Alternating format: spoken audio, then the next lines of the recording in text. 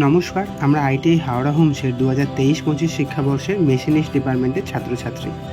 আমরা আমাদের মাননীয় শিক্ষক শ্রী প্রণব কুমার মহাপাত্র স্যারের তত্ত্বাবধানে জব নাম্বার 4-এ লিনিয়ার ইন্ডেক্সিং করেছি।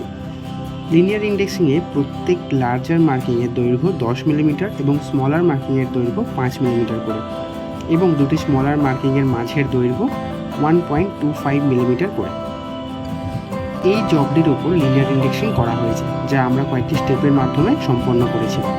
জবটিকে মেশিন ভাইসে বাঁধার পর লাইন এবং লেভেল ডায়াল টেস্ট ইন্ডিকেটর দিয়ে চেক করা হয়েছে।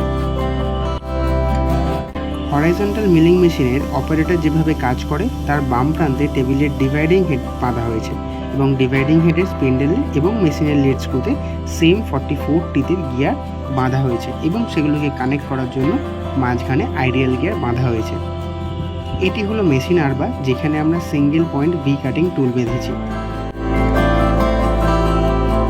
কাটিং টুল থেকে জবকে একটু দূরে রাখা হয়েছে। এটিকে জব রেসপেক্টে 0 করতে হবে।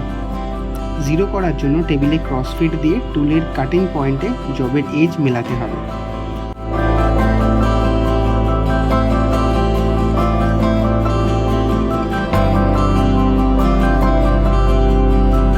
এখন কাটিং টুলটি জব রেসপেক্টে 0-তে এসে গেছে।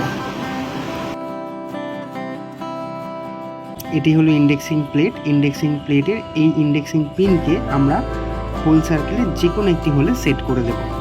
তারপর এটিকে 5 বার ঘোরাতে হবে।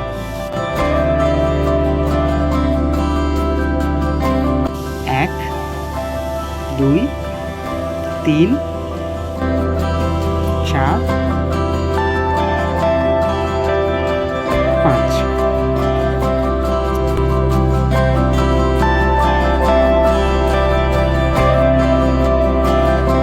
ইন্ডেক্স ক্র্যাঙ্কটিকে 5 বার ঘোরানোর ফলে আমরা 0 মার্কিং থেকে 1.25 মিলিমিটার সরে এসেছি।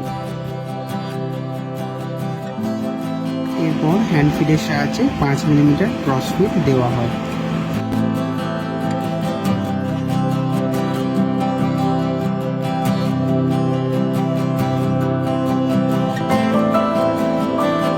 এর ফলে 5 মিলিমিটার লাইন কাটা হয়ে গেল।